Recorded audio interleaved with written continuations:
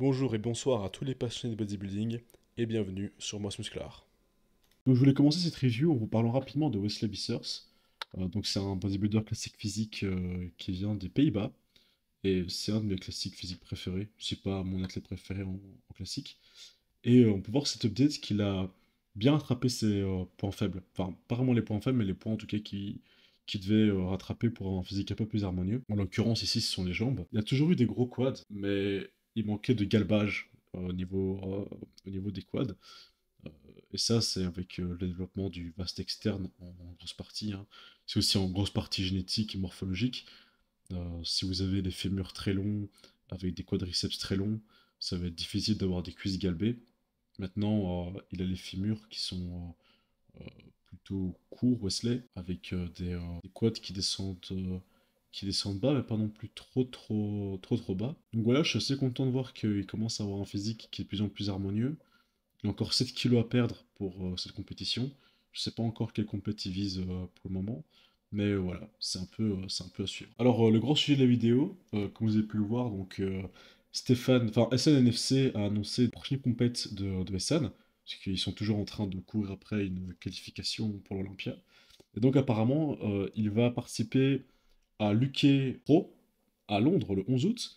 Et je suis extrêmement content de voir ça parce que du coup, ça voudra dire que sur la même scène, on aura donc Stéphane Matella versus Jojo Rush. Alors bon, est-ce que ce sera ça le top 2? Ça, je sais pas. Ça serait vraiment cool. Franchement, ça serait génial d'avoir un top 2 Stéphane Jojo. Alors pourquoi? Bah, bon, déjà parce que c'est deux athlètes francophones euh, que j'apprécie énormément, mais surtout aussi parce que ils ont deux morphologies très très différentes. Je ferai une vidéo plus tard qui analyseront les morphologies et de Hassan et de Jojo et qui les mettront en comparaison tous les deux. Ça va venir dans la semaine. Mais pour la faire très courte, Stéphane, c'est quelqu'un qui est très compact. Il a les clavicules qui sont pas vraiment très longues. Il fait 1m78, donc c'est pas nécessairement un gars qui est extrêmement grand. C'est pas un longine, hein, il est un peu. Il a les fémurs courts, il a les bras qui sont courts aussi. Il a des muscles aussi, du coup, qui sont très très longs sur cette frame osseuse qui est plutôt de court, donc qui est plutôt bréviline. Et donc il a vraiment cet aspect gros bœuf musculaire. Alors que Jojo, lui, c'est plutôt un gars un peu plus grand, beaucoup plus grand que Stéphane. Justement, une morphologie longiligne. Et bon, de ce qu'on voit dernièrement en classique physique, j'ai l'impression que ils mettent plus en avant les physiques longilines plutôt que les physiques brévilines. Le désavantage en longiligne, c'est que du coup, en général, il va avoir les muscles un peu plus courts, et même s'il a les muscles longs sur une morpho avec des longs axes, ça paraît être quand même toujours moins rempli, moins compact comparé à un gars avec des segments plus petits.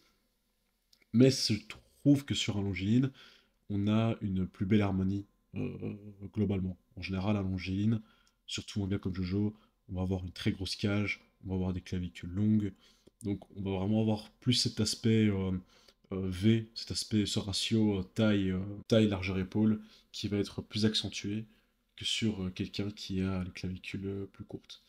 Et donc pour rester sur le sujet de Stéphane, par contre, je suis un peu étonné en fait de voir là où il en est là maintenant, parce qu'il est à 11 jours de sa compétition du coup, et il a repris du poids, il est remonté à 103 kilos, donc il a repris 5 kilos par rapport à son poids de scène. Alors ça peut paraître beaucoup 5 kilos, mais il faut se dire aussi que juste après une prépa, après être monté sur scène, déjà on reprend beaucoup d'eau euh, dans le physique, donc c'est pas nécessairement de la graisse. Donc c'est pour ça que là il paraît un peu plus flotteux. Mais par contre, du coup, à 11 jours, le fait de ne pas le voir beaucoup plus détaillé que ça, euh, je trouve ça un peu inquiétant, dans le sens où le gros problème à Portugal Pro de Essonne, c'était du coup la définition. S'il était venu plus sec, c'est quasi sûr qu'il aurait gagné.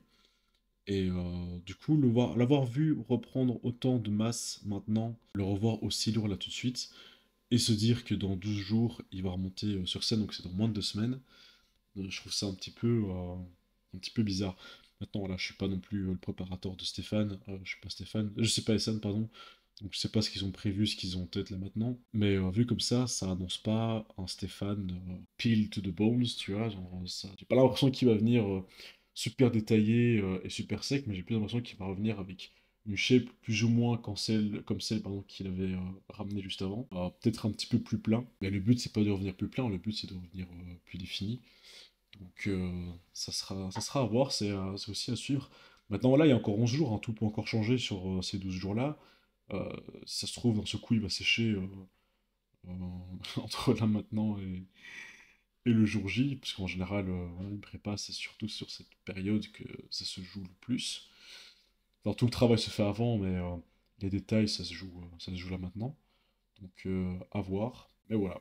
Et du coup, Jojo, bah, lui aussi nous montre un petit physique update à aussi, du coup, 11 jours de la compétition. Il a l'air vraiment plutôt bien, il commence à vraiment bien avancer. On peut voir que l'ischio et le fessier commencent vraiment à très bien se séparer. Sur son biceps scale, on peut vraiment voir le creux entre le fessier et les ischio-jambiers. L'ischio qui commence aussi petit à petit à se définir. Dans le dos, on commence à avoir un découpage un peu plus fort. Les fesses et les abdos sont vraiment bien creusés déjà là maintenant. Les pecs qui commencent à se strier un petit peu plus. Et donc voilà, je pense qu'il est en bonne route. Et j'ai l'impression un peu là qu'il est en train d'évoluer de jour en jour. Parce que chaque update, chaque jour, il a l'air de plus en plus sec. Sur son visage, ça se voit qu'il descend de plus en plus bas. Et je voulais en profiter donc encore pour parler de sa prépa. Parce que j'ai vu un réel de son préparateur, The Prep Dad, où justement il parle de la préparation de Jojo, où justement en fait il se base vraiment uniquement sur les fondamentaux en fait pour sa préparation. Donc c'est-à-dire le déficit calorique. Et bon, si vous faites de la musculation ou du bodybuilding, vous savez que pour avoir un physique sec et défini, euh, l'aspect principal, ça va être le déficit, c'est-à-dire dépenser plus de calories que ce que vous consommez sur la journée.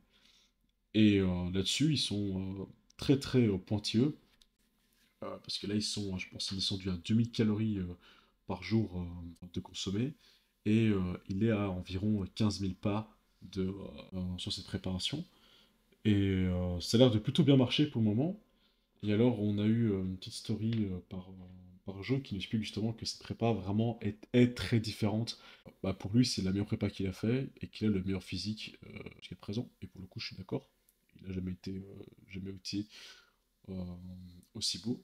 Et je pense que ce duo entre lui et, je pense, le sérieux en fait de son préparateur euh, se voit de plus en plus.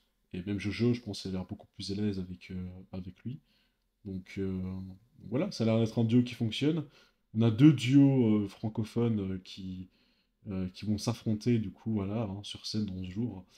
Essen et Stéphane contre The Prep Dad et Jojo.